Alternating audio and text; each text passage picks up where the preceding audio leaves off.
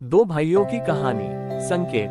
राजा विक्रमादित्य बहादुर और बुद्धिमान राजा घने जंगल में एक पेड़ से लटके चालाक भूत बेताल को पकड़ने का काम करते हैं। हर बार जब विक्रम बेताल को पकड़ता है तो भूत उसे एक कहानी सुनाना शुरू करता है और एक पहेली के साथ समाप्त होता है। अगर विक्रम पहेली का सही उत्तर देता है तो बेताल भाग जाता है और पेड़ पर वापस आ जाता है।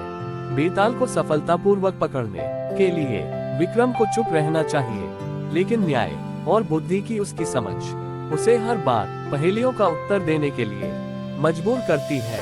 अध्याय 2। दो भाइयों की कहानी। जब राजा विक्रमादित्य ने बेताल को दूसरी बार अपने कंधों पर उठाया तो बेताल ने एक और कहानी सुनाना शुरू कर दिया। सुनो हे राजा, बेताल ने कहा, माधवपुर के राज्य में दो भाई थे, वीर और धीरा। वीर जो बड़ा था मेहनती और वफादार था, जबकि धीरा जो छोटा था चतुर लेकिन शरारती था। दोनों भाइयों को अपने पिता की संपत्ति का बराबर हिस्सा विरासत में मिला और वे शांति से रहते थे, जब तक कि एक दिन रानी नाम की एक खूबसूरत महिला उनके जीवन में नहीं आई। रानी बुद्धिमान और दयालु थी और दोनों भाई उससे प्यार करने लगे। ये देखकर रानी ने एक परीक्षा का प्रस्ताव रखा। जो कोई भी उसे सबसे कीमती उपहार लाकर देगा वह उससे शादी कर लेगा।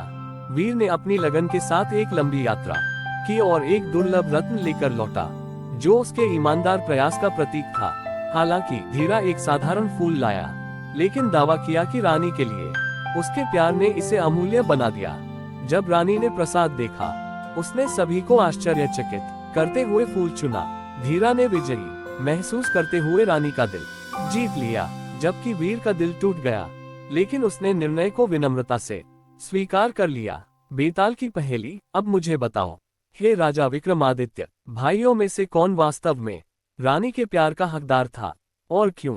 विक्रम ने एक पल सोचा और जवाब दिया, यद्यपि धीरा का उपहार सरल था, लेकिन उसने भौतिक धन से अधिक प्रेम को महत्व दिया, जिसने रानी के दिल को आकर्षित किया। वीर ने अपनी कड़ी मेहनत के बावजूद प्रेम को धन से प्राप्त की जाने वाली चीज के रूप में देखा। धीरा का प्रेम शुद्ध था, इसलिए वह रानी के स्नेह का हकदार था। विक्रम का उत्तर सुनकर बेताल हंसा, उसके कंधे से फिसल गया और वापस पेड़ पर उड़ गया, जिससे राजा उसे एक बार फिर से पकड़ने के लिए छोड़ गया।